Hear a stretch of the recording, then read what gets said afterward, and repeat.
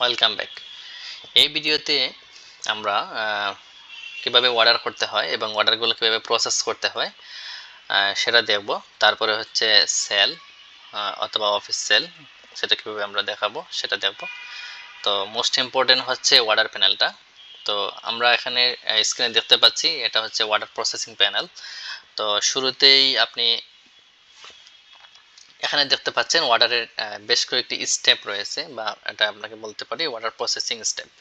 তো শুরুতেই যখন কোনো কাস্টমার একটা অর্ডার প্লেস করবে সেটাতে আপনি আমাদের নিউ স্টেপে, মানে ইনিশিয়াল স্টেপ, মানে অর্ডারটা জাস্ট প্লেস হয়েছে।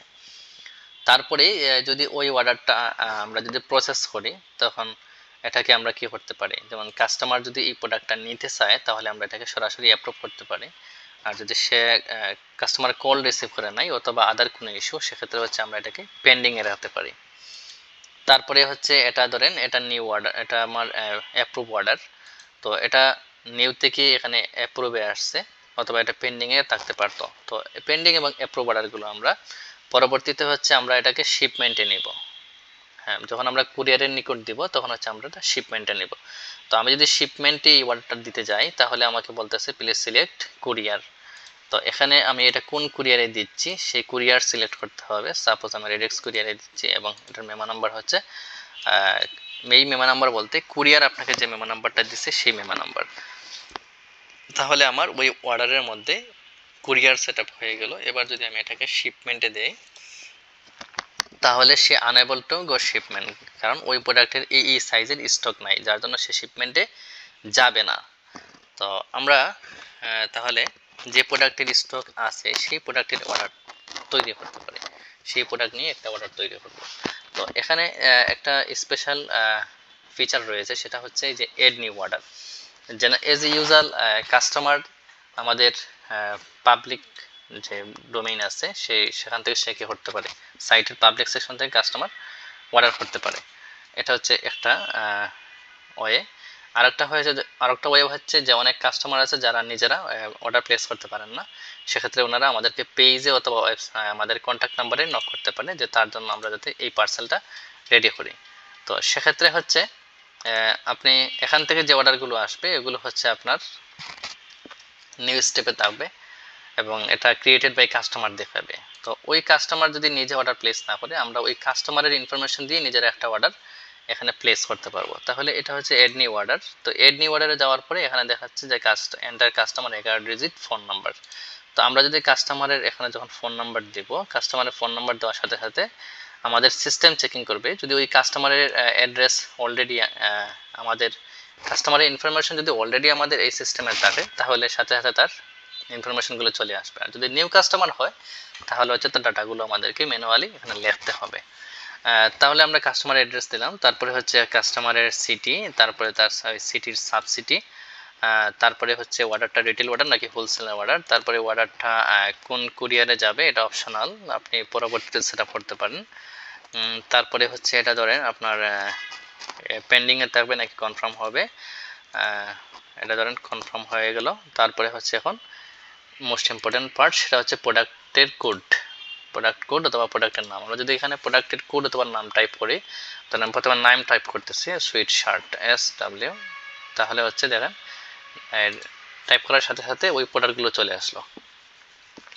তো আমি যখন প্রোডাক্টের নামে ক্লিক করব তখন প্রোডাক্টটা সিলেক্ট হয়ে যাবে এবং ওই প্রোডাক্টের কি কি সাইজ আছে সবগুলো সাইজ এখানে শো করবে। এখন কোন কোন সাইজ এই অর্ডার হবে সেটা হচ্ছে আমাকে এখানে জাস্ট নাম্বারটা দিতে হবে, যে এম সাইজ কাস্টমার 1 পিস নেবে, তারপরে এল সাইজ সে 1 পিস নেবে। তাহলে এখানে কোয়ান্টিটি দেওয়ার সাথে সাথে কোয়ান্টিটি ইনপুটের সাথে সাথে আমার ওইদিকে সাইজগুলো চেকমার্ক হয়ে যাবে। এবার হচ্ছে আমার এই প্রাইস বলতে আমি এই প্রোডাক্টটা আমি এই যে সাইজগুলো আমি বিক্রি করতেছি এটা কত দরে বিক্রি করতেছি প্রোডাক্টটা, তো ধরেন এটা 485 add to list order list. তাহলে হচ্ছে এটা এবার অর্ডার লিস্টে লিস্ট এসে আইটেম অর্ডার আইটেম হিসেবে এখানে অ্যাড হয়ে গেল। এবার হচ্ছে আমরা এখান থেকে আইটেম রিমুভ করতে পারবো, নতুন কোনো আইটেম অ্যাড করতে পারবো। আইটেম অ্যাড করা রিমুভ করা সবগুলোর সাথে আমার অ্যামাউন্টটা ম্যাচ হয়ে যাবে। তারপরে ধরেন এখানে কোয়ান্টিটি এক ছিল, আমি এখানে 2 দিতে পারবো। তারপরে হচ্ছে প্রোডাক্টের প্রাইস চেঞ্জিং করতে পারবো, প্রয়োজনে এটা রিমুভও করতে পারবো। তো যদি এই অর্ডারের মধ্যে আমার অ্যানাদার প্রোডাক্ট অ্যাড করতে হয়, সেক্ষেত্রে হচ্ছে প্রোডাক্টের কোড দিতে পারি অথবা প্রোডাক্টের নাম টাইপ করলেও হবে। তো আমি যদি এখানে 1009 কোড দিই তাহলে হচ্ছে অন্য ওইটার যে অন্য একটি কালার আছে ওইটা চলে আসলো, এবং সেমভাবে ওইটারই আমি কোন সাইজ কাস্টমার নেবে জাস্ট এখান থেকে আমি মার্ক করে দিব। ধরেন সে এটা এক্সেলের একটি সাইজ নেবে এবং প্রাইস হচ্ছে 450, এর টু অর্ডার লিস্ট। তাহলে দেখতে পাচ্ছেন এখানে দুইটা কালারের দুইটা item as a order item হিসেবে এখানে অ্যাড হয়ে গেল, এবং প্রাইস থেকে শুরু করে কোয়ান্টিটি এভরিথিং এখানে আমার এডিট করার অপশন রয়েছে। তো এভাবে যদি আরও প্রোডাক্ট ওই কাস্টমার নিতে চায় তাহলে আমরা এখান থেকে 1 বাই 1 প্রোডাক্ট অ্যাড করতে পারবো।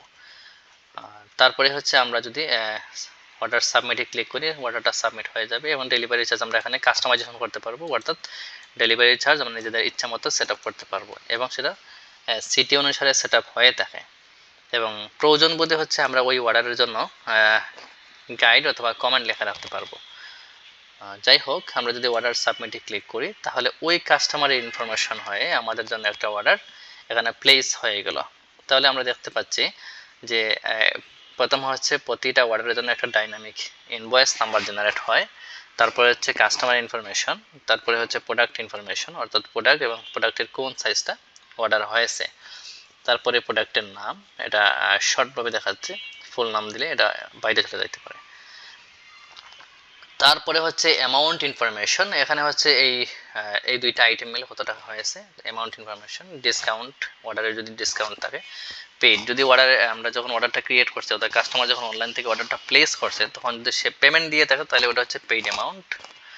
আর তারপরে আমরা এখন দেখতে পাচ্ছি যে অর্ডারে কোনো পেইড নেই, তাহলে ডিউড হচ্ছে 1470 টাকা।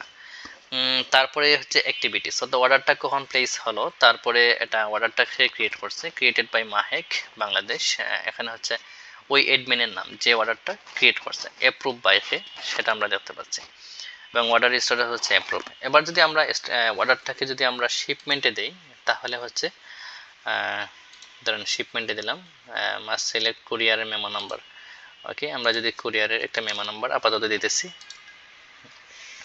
যদি আমরা এবার শিপমেন্টে ক্লিক করি তাহলে দেখেন এটা এখন শিপমেন্টে চলে আসছে।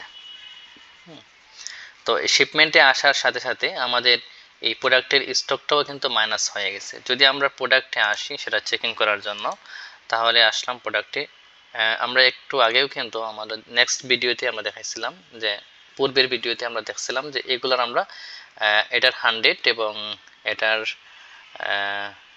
এটারও 100 আমরা স্টক ইন করছিলাম। তো এখন আমরা এই প্রোডাক্টের দুইটা কোয়ান্টিটি এবং এম সাইজের দুইটা কোয়ান্টিটি, আর এই প্রোডাক্ট আইটেমের এক্সেল সাইজের একটা কোয়ান্টিটি আমরা এই অর্ডারের মধ্যে প্লেস করছি, যার জন্য হচ্ছে, এবং অর্ডারটা শিপমেন্টে চলে গেছে, যার জন্য আমরা দেখতে পাচ্ছি এখান থেকে এম সাইজের দুইটা কোয়ান্টিটি এবং এল সাইজের একটা কোয়ান্টিটি আমাদের সিস্টেম থেকে আউট হয়ে গেছে।